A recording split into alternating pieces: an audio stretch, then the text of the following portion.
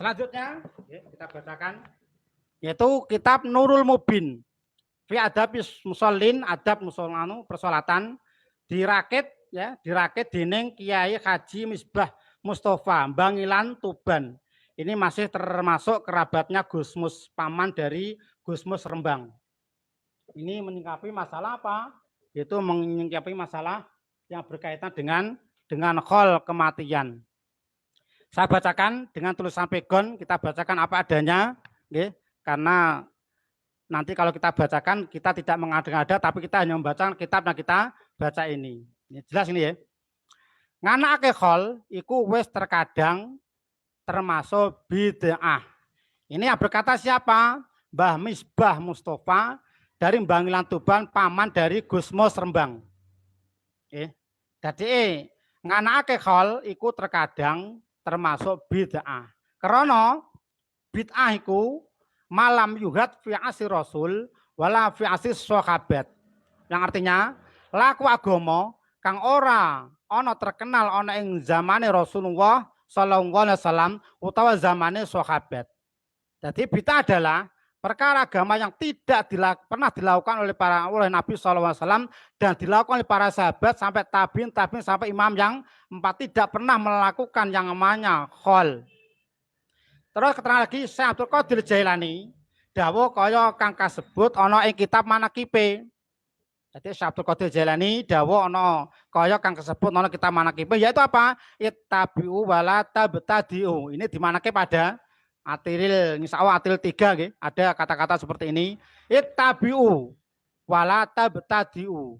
Artinipun bisa anut sunah Rasulullah sallallahu alaihi wasallam lan aja padha gawe bid'ah.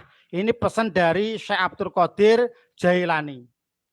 Jadi aja gawe bid'ah, aja apa iku anut marang Nabi, sunah Nabi, lan aja padha gawe bid'ah, jangan sampai membuat bid'ah. Anut sama Nabi, jangan sampai membuat bid'ah. Terus ana ing masalah iki penulis namung bisa ngaturaken kaidah agama ini. Apa itu? Idza darul amru baina kaunigi sunatan wa kaunigi bid'atan wajaba tarkuhu.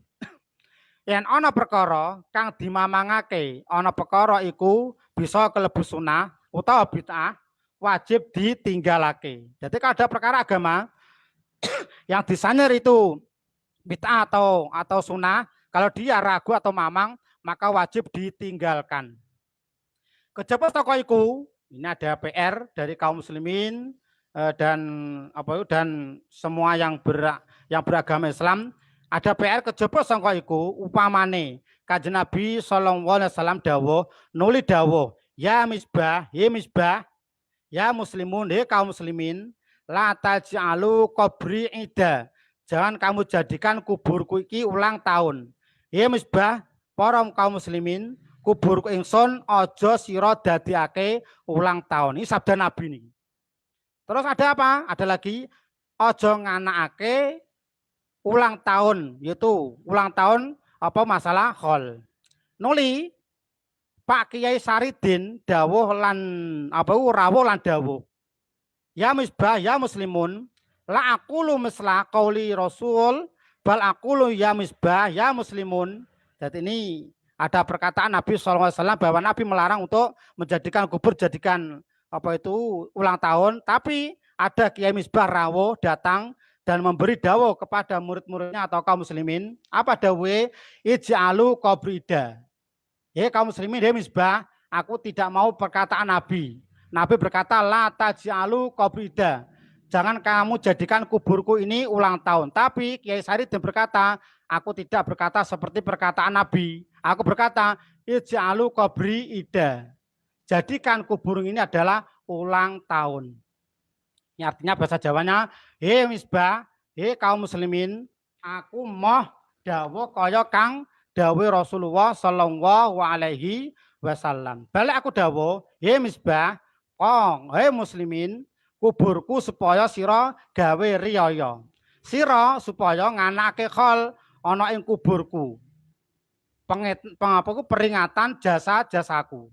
Umpamane para kaum muslimin rahimakumullah di mana antum berada, ini PR kita semua. Umpamane ana kedadian kang kaya mengkene iki, penulis tentu taat marang Rasulullah Shallallahu Alaihi Wasallam, ora bakal anut atau taat marang Kiai Saridin. Kalau ada PR, Nabi mengatakan la tajalu qabri ida, jangan jadikan kuburku ulang tahun.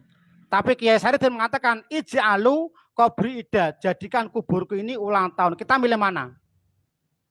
Nek Kiai Misbah milih anut Nabi, tidak anut Kiai Saridin. Ini kalau kita gimana ini?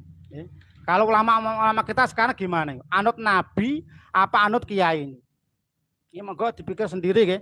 Maka dari itu tolong para kaum muslimin rahimakumullah, kita masih Islam, Quran sama, hadis sama, kitab kita juga sama. Mari kita amalkan ya. Mari kita amalkan apa yang diajarkan oleh para kiai, dan kita amalkan apa yang diajarkan Rasulullah Shallallahu Alaihi Wasallam dengan simpel, enak ya. Terus ada kelanjutan sedikit.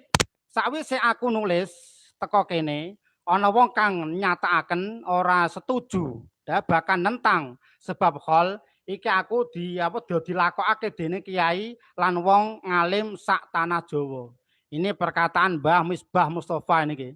Dari kalau ada orang yang mengingkari, tidak setuju dengan perkataan Mbah Misbah dan dia malah anut kepada orang yang alim di tanah Jawa, maka Mbah Misbah menjawab, penulis jawab, aku duwe keyakinan yen kak dak tulis iku bener sebab apa ana dasare dawuh Rasulullah Shallallahu Alaihi Wasallam. Jawab apa Mbah Misbah Mustafa, aku punya keyakinan dan punya dasar karena dasarku dari perkataan sabda Rasulullah Shallallahu Alaihi Wasallam. Apa itu? La tajalu qabri ida, jangan jadikan kuburku ini ulang tahun. Wa fi riwayatin, setengah riwayat, la tattakhidu qabri ida, dan jangan jadikan kubur ini adalah ulang tahun. Nah, maka dari itu ini adalah kitab fenomenal ya, kitab sampai sekarang ya, Busem, yaitu kitab Nurul Mubin, masalah persolatan diracik dikarang dari kitab itu adalah Mbah Misbah Mustafa dari Bangilan Tuban. Maka dari itu para hadirin, para kaum muslimin rahimakumullah di mana kang itu berada, ya, maka dari itu ya, selesai sudah yang itu yang bisa kita ketahui. Maka dari itu kita dari jilid kedua ini kita bisa simpulkan ya, kaum muslimin rahimakumullah, kita bisa simpulkan bahwa acara-acara itu ya, semua yang kita bacakan seperti itu semua adalah kitab dari ulama NU. Kita simpulkan pertama yaitu kalau kitab punya sendiri, kitab ulama NU sendiri melarang semua. Jadi kalau kitabnya kita sendiri ulama NU melarang semua, lalu masih dilakukan, yaitu dilakukan dengan kegiatan seperti itu, lantas dalil atau kita apa yang dijadikan pedoman, dan malah memfitnah atau menuduh orang lain sesat karena tidak seperti mereka. Padahal apa? Dagangan sendiri itu adalah dagangan yang palsu. Apa palsu? Tidak tercantum dari kitabnya sendiri dan sabda Nabi dan sabda apa dalam perkataan para ulama-ulama ahli sunnah wal jamaah. Dari kitab-kitab itu, dari sekian kitab-kitab yang menerangkan larangan membuat acara tersebut, semuanya itu adalah kitab para kiai ulama NU. Saya yakin semua ulama NU yang notabene ulama NU pasti memilikinya atau dia pasti menyimpan kitab ini. Pasti itu, gitu. Semua keterangan kitab NU tidak ada yang mengajarkan acara tersebut, bahkan kebanyakan melarang.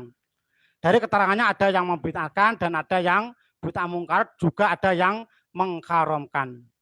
Kesimpulannya para hadirin, kesimpulannya bahwa bagi kaum Islam yang tidak melaksanakan acara seperti itu, bahkan itu yang dikatakan benar menurut agama, menurut kitab-kitab NU, menurut ajaran Nabi Shallallahu Alaihi Wasallam. Bagi orang Islam yang masih ngeyel, entah siapa yang dinut itu, pastinya ulama dewe, kiai dewe. Bagi orang Islam yang ngeyel melakukan acara tersebut, maka mereka lah sebenarnya yang sesat atau melanggar ajaran Nabi dan para sahabat serta ajaran para ulama-ulama ahli sunnah wal jamaah. Maka dari itu para kiai NU, para guru kami, teman kami, ini semasa perjuangan, saya simpulkan bagi para ulama NU yang mempunyai kitab tersebut, yang tidak mau menjelaskan pada umatnya, justru malah mereka mendukungnya. Inilah kiai yang akan menyesatkan umatnya itu sendiri. Jadi para ulama, para kiai yang punya kitab ini tentunya tetap punya, ya. Kalau tidak mau menjelaskan para umatnya, para orang awam, maka dialah ulama yang menyesatkan umatnya sendiri. Bahkan ada dua dosa yang dilakukan kiai atau para ulama. Apa itu? Menuduh orang lain sesat atau menuduh orang Wahabi karena tidak tahlilan 3 hari, 7 hari sampai 1000 hari. Padahal di kitabnya sendiri ya melarangnya. Harusnya kiai itu malu dan kepada umatnya. Jadi ya kalau dia menuduh orang yang tidak tahlilan itu sesat, bahkan dia harus malu karena apa? Di kitab sendiri tidak ada yang melakukan, tidak ada yang mengajarkan. Dan yang kedua adalah membohongi umatnya yang awam dengan agamanya. Akhirnya apa? Umatnya menjadi korban atas kebohongannya itu. Karena apa? Mereka menganggap kiai itu pasti benar. Akhirnya apa yang terjadi? Yaitu yang ulama kiainya istiqomah berbohong, yang dibohongi juga mau. Ini para hadirin, monggo lah kita bertolak ilmu yang banyak. Ya. Tanyalah kepada ulama kiai yang notabene memang ulama itu memang benar-benar berpegang teguh kepada sunnah Nabi, berpegang teguh kepada ajaran sahabat, berpegang teguh kepada ulama-ulama sunnah dan berpegang pada kitabnya sendiri. Insya Allah para hadirin, para kaum muslimin rahimakumullah, kalau kita bisa menyadari ulama sendiri, kita punya sendiri melarang, monggo lah ya, dengan mengatakan Bismillahirrahmanirrahim. Semoga apa yang dituduhkan seperti itu jangan sampai diteruskan. Kita mengharap pada Allah Subhanahu wa taala, semoga kita diberi daya, semoga kita diberi kemampuan untuk bersatu padu dan menyadari apa yang kita alami memang salah, harus kita mengakui dan akhirnya umat terjaga dari kesalahan. Sekian dari kami. Kalau ada salah, minta maaf karena kebodohan dan karena kesalahan kami, dan kalau ada benarnya pasti dari Allah dan Rasulnya yang terlepas dari kesalahan. Maka dari itu sekali lagi saya minta maaf yang sebesar-besarnya. Sekali lagi kita tidak akan mengkapai apapun. Yang saya baca adalah kitab-kitab sendiri, semoga bisa dimengerti dan difahami kita semua. Mari kita tutup dengan adalah alhamdulillahirabbil alamin, subhanaka wa bihamdika asyhadu an la ilaha illa anta astaghfiruka wa atubu ilaik. Wassalamualaikum warahmatullahi wabarakatuh.